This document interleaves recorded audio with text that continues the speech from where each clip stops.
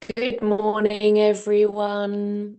Good morning to you. Welcome, welcome on this rather beautiful Scottish Monday morning here up in Findhorn in northeast Scotland. Got blue skies. I've got lots of birds sitting in my trees outside me. Got some rosy clouds on the horizon. It was a beautiful sunny day yesterday as well. Went for a walk on the beach with a hot chocolate. It was lovely.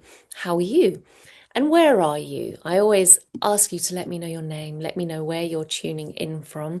Hello to everyone joining me on Facebook.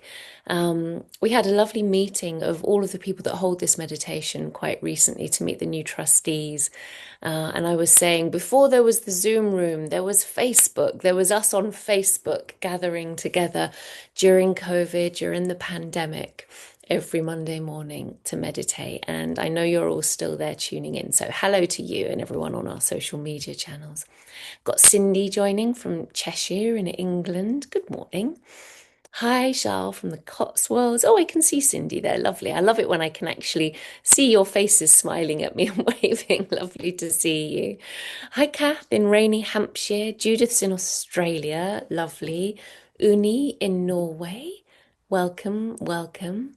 Lena in Stockholm. Hi, Lena. Hi, Janet in Dorset. Got Rebecca in New York. Yes, lovely. How's New York this morning? You just had a big parade there, didn't you? Saw some of the footage of that on social media. Looked fantastic. That's the kind of thing we don't really do so well in this country, I think, like big parades. Hi, Bezo in Oslo, Hilma in Berlin, welcome. Elena saying ciao from Italy, love and gratitude.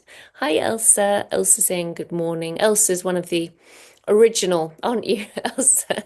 Facebook meditators from the Netherlands in Woerdenberg. Janet's in Glastonbury. Hemo, hi Hemo in Arnhem. Edith in Salzburg. Sandra in cold and wet Melbourne. You should come to Scotland. Sandra, it's always sunny here. I don't know what you've heard. Hi Maggie. Maggie's in Chester. Adrienne, pouring in Kendal this morning. Ian's in Glasgow. Lovely. Hi. James in Surrey, Louis-Francois in Saint Laurent du Maroni, French Guiana, Northern South America. Wow. Well, that's definitely the most exotic person, um, exotic place, I should say, and listener we have tuning in, I think. Welcome, welcome. You're really welcome here. And I always say it, so I'll say it again.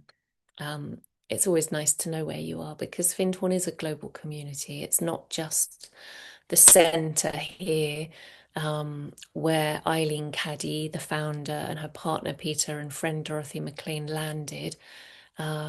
It's all of you around the world and this network of lights that's created when we all hold the flame, hold the intention of this frequency of unconditional love, of peace, stillness, the I am feeling together. So, welcome, welcome. It's had visitors coming, international visitors coming here for 50, 60 years now, and you're still very welcome as well. It's a beautiful sacred land. It's a short walk to the beach. It's pine forests, white sandy beaches. We have a beautiful meditation sanctuary. We have a nature sanctuary where we sing Teze, one of our sacred practices that originated from northern France. And we have a singing chamber as well. We have the Universal Hall, which has lots of events. So there you go, and a cafe and a shop.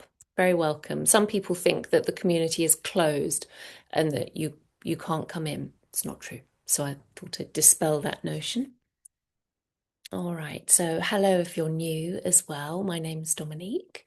And what we like to do in this little gathering is read from one of Eileen's books, Opening Doors Within. And this is Eileen channeling what she called the still small voice of God within, which came from a long-standing spiritual practice of sitting meditation. And we've chunked her writing into a little nugget of spiritual wisdom for every day of the year.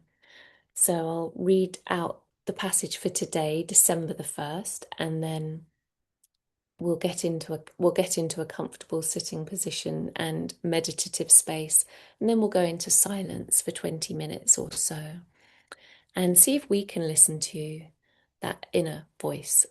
We all have access to it. Eileen wasn't special in that respect. It's something we all have access to.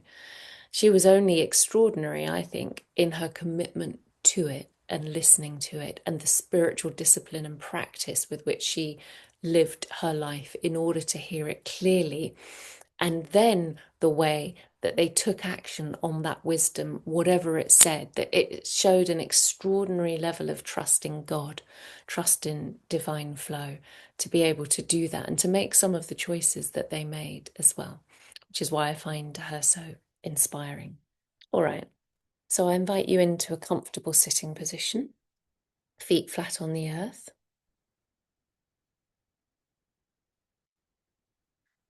or sitting cross-legged if you prefer that, but it's not necessary. Roll your shoulders back. Spine nice and straight. Doesn't have to be rigid. It shouldn't be rigid, actually. It should follow the natural S shape, but it should be upright with the neck nice and long, chin parallel to the floor. Place your palms facing upwards in the lap. It's a nice kind of receiving position, or you can do any of the traditional meditation mudras. As you know, I like to place the back of my right palm into the palm of my left and touch the thumb tips together like that, and rest it on my lap.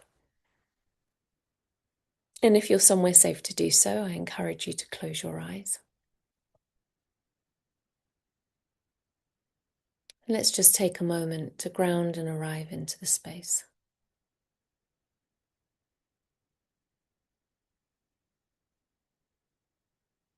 We can notice the breath. What's the breath doing this morning or today?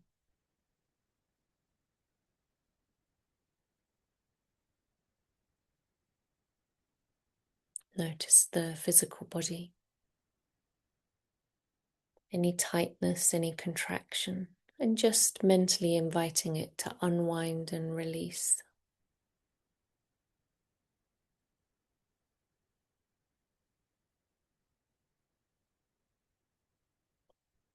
Relaxation of the body.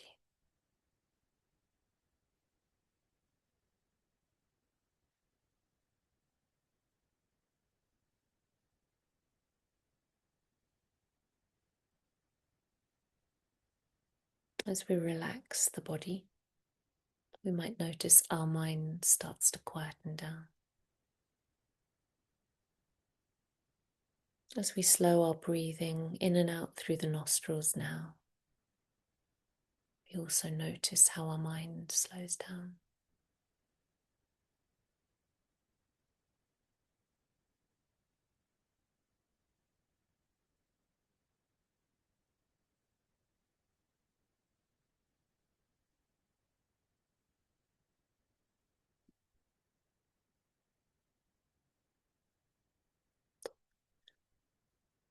Let's insert a tiny pause after inhalation and after exhalation. So inhaling through the nose.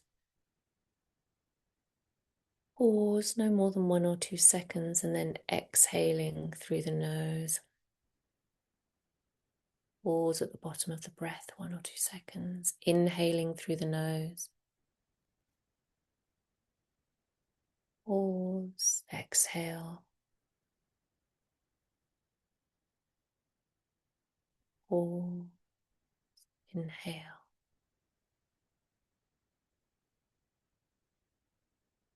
Pause, exhale. Carrying on in your own time.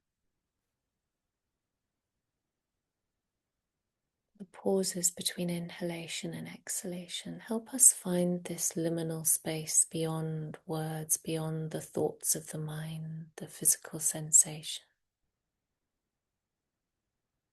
Just taking a moment or two to rest in this space, this spaciousness of pure presence.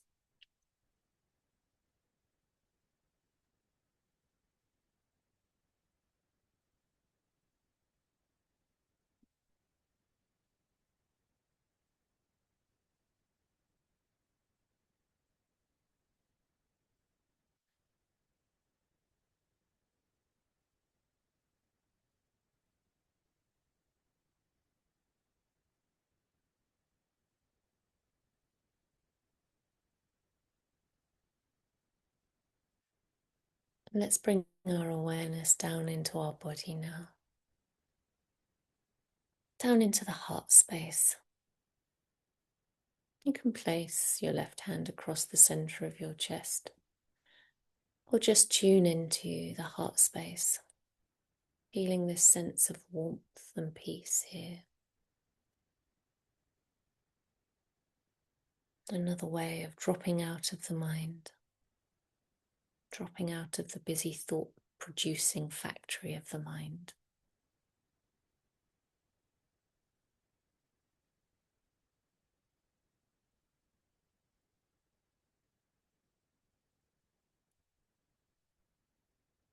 Seeing if we can feel into this sanctuary of the heart.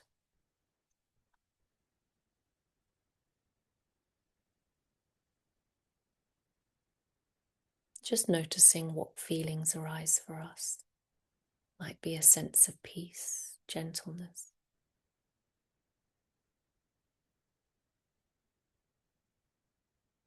Might be numbness, contraction.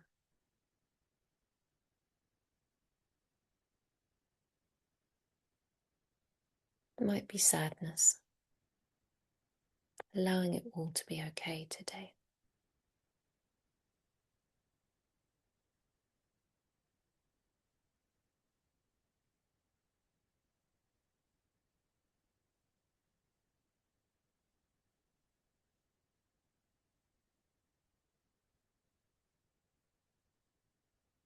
Let's consecrate today's meditation. Let's make it sacred and special, offering up all of the fruits to the divine. Any benefits that we receive, we ask, go back for the good of the whole, so that they might be for the benefit of all beings across the cosmos.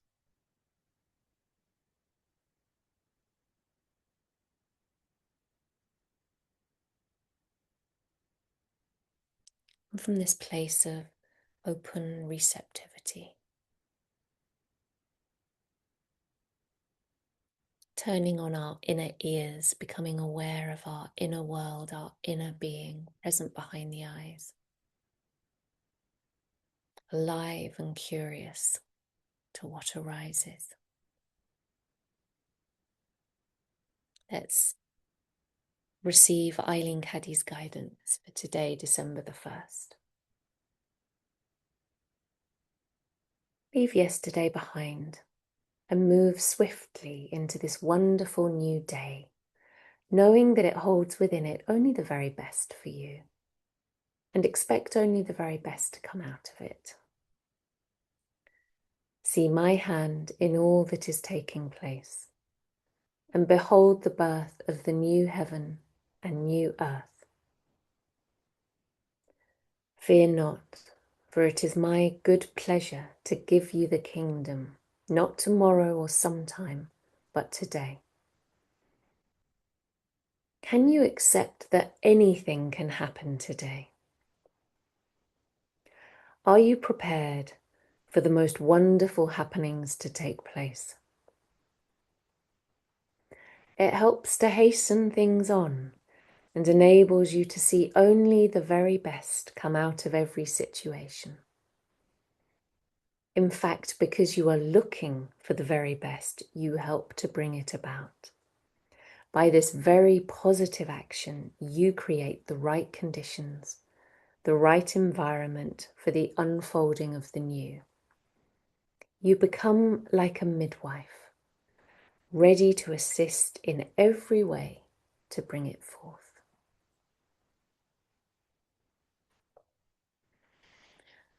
So just taking a moment to steep in these words.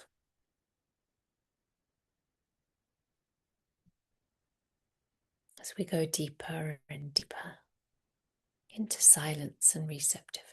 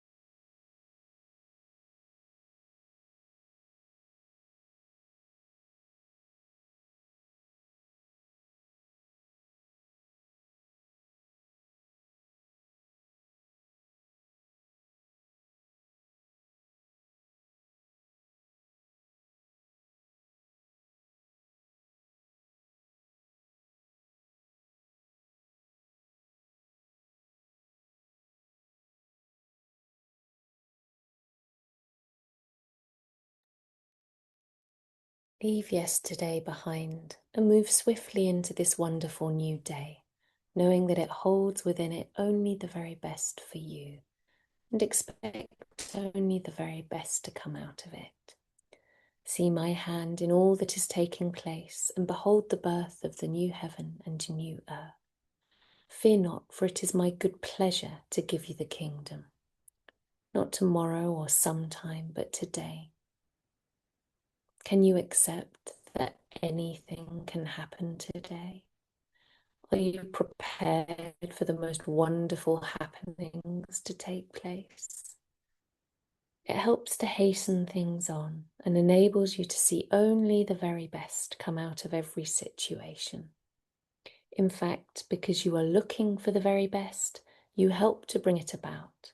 By this very positive action, you create the right conditions, the right environment for the unfolding of the new.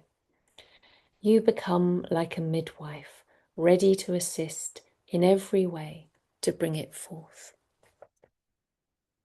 So taking a moment to breathe slightly deeper into the body, connecting the breath to the body, scrunching the toes, wiggling the fingers, becoming presenter behind the eyes, aware of your inner being, and now aware of the room around you, all of the space around you. Very gently releasing the meditation and slowly opening your eyes. Welcome back, everyone. So today's reading all about the new. How do we welcome in the new? And it's not, I like a little disclaimer. It's not about not feeling our feelings or ignoring our pain or pushing down anything challenging that's going on in our lives. It's finding a way of holding it and witnessing it without being drawn into creating the same stories again and again in our mind that keeps us locked in that painful place. If we can witness what's going on without going into the story, or think about the new, what we want, where we'd like to be, who we'd like to be, that's when we create the new in ourselves, and that's the ripple effect that goes out into the world as well. What feels familiar isn't always what's best for us or the world. It's our past patterns, our trauma conditioning, everything from the past. Feeling into the new. How do we do that in joy, beauty, and love? Thank you all. Thanks to Rudolph for holding. 1st of December, everyone. Can you believe it? We've got a month left of the year. And it's such a beautiful month. I love the energies at Christmas time and the holidays. Such a sacred time, that energy. If we can find some space amongst all the busyness and the hectic shopping and the craziness, such powerful energies around this time and around winter solstice. Let's see who else we've got. I said last week, if you had any questions about your meditation practice, feel free to ask me. I had a couple. I had someone ask me, does it matter if we still struggle with our thoughts? Well, this is one of the most common challenges of meditation, isn't it? And it's something that I get asked a lot and that comes up a lot, particularly when people are starting out in practice.